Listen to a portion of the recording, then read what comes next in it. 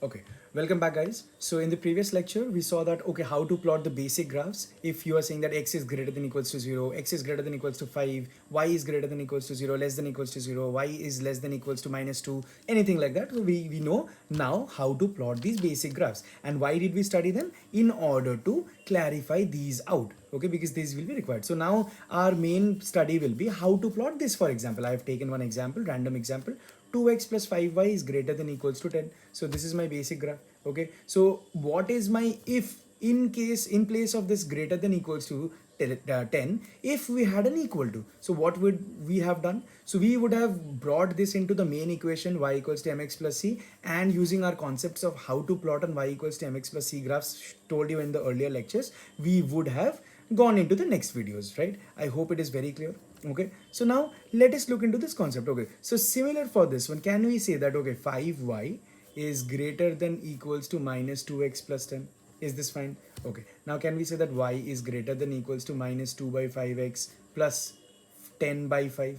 Okay, so we are just dividing both sides by 5. I hope it is clear. So this will give you greater than equals to minus 2x by 5 plus 2. So this is y. So y, so we have got one similar result as this. Okay, but only point is we only have a greater than equal to instead of an equal to. Okay, so don't worry, this is very simple to solve. Okay, so can we see this plot? Okay, so so our main motive is not to mark each and every point clearly at this point of time, but to understand how to plot this particular graph. Okay, so that is the main motive.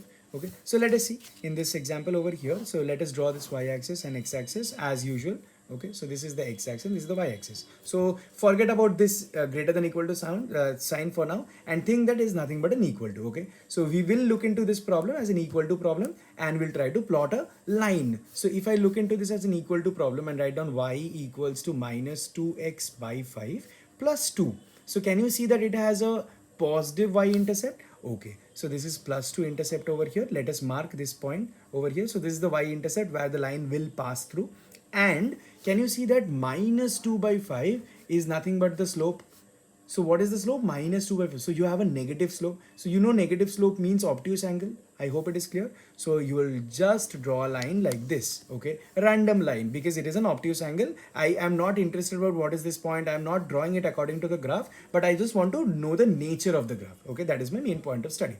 Now understand. So what are they saying? That you have managed to plot this graph, so which is of 2x plus 5y equals to 10. So this is this line, which is a straight line. This is a straight line equation. 2x plus 5 equals to 10. Okay, I'm not talking about greater than equals. So I'm telling equals to 10. So this is a straight line you have drawn. Now they are asking, so can you see that this graph over here, this line over here is breaking this particular graph into two regions. One is this region over here on the right hand side of the graph, and one is this region over here on the left hand side of the graph. So what is it saying?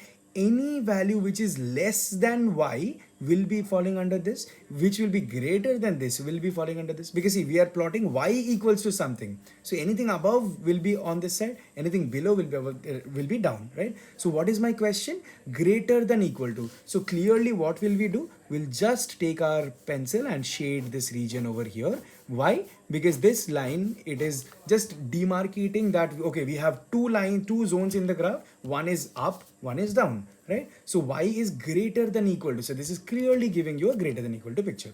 I hope it is clear.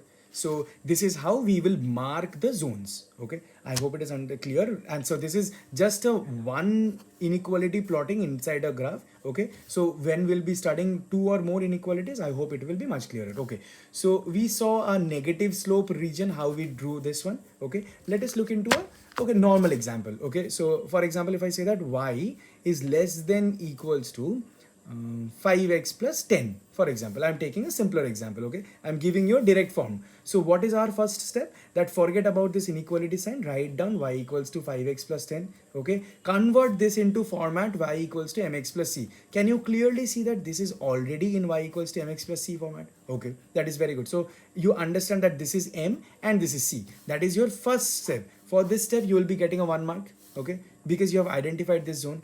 Okay, next step will be what? In order to plot this line on the graph, line, okay, I am specifically saying line, okay, understand these points very carefully, because when we'll be going into one or two or more equalities, okay, we'll be getting four inequalities and we have to solve them and we have to find the common region in between. So that will be the challenge. Okay, now let's see. So y equals to 5x plus 10. So we know that we have a intercept, y-intercept of 10 value. Okay, so let us mark up value of 10. So this is a 10 value which we have marked right over here in front of your y-axis, positive y-axis. This is the origin, this is the y-axis, this is the x-axis. I'm sure you are clear with this, right? So I'm saying that y equals to 5x. So now can you see that slope is positive? So slope positive means tan theta is positive. Tan theta positive means theta is acute angle. What is acute angle? When it lies between 0 and 90 degree. I hope it is clear. So theta is lying between 0 and 90 degree. So that means it will lie in the first quadrant. So angle will be looking something like this, right? Because this is the angle. So how will my line look? So this line, if you portray this side, so it will clearly look like this line. So can you see that angle is positive, right?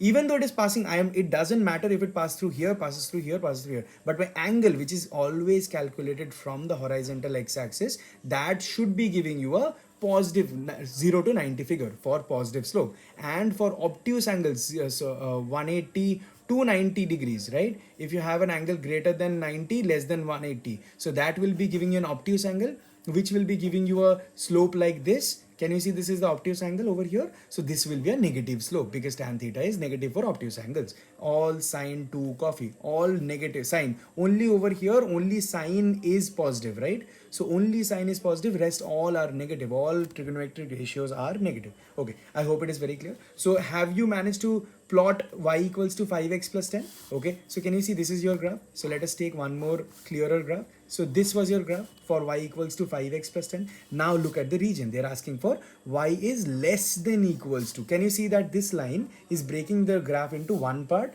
and one part? So this pen is breaking my copy into two halves, one half and one half, right? So which is the lesser part? Can you see that clearly? This is the less than equals to part. Okay, so if they are saying that less than, not equal to, okay, so there will be a small gap over here within this line. So this line will not fall into my shaded region, right? So this is my region.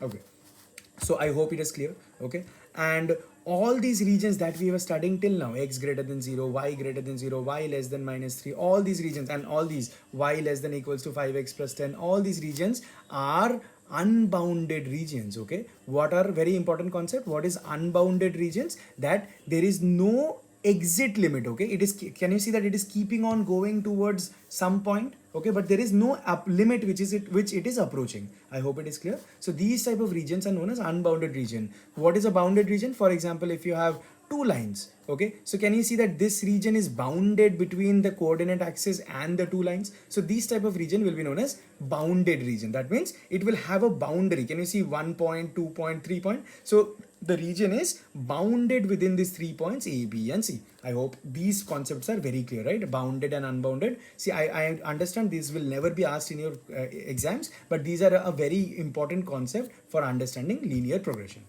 Thank you guys.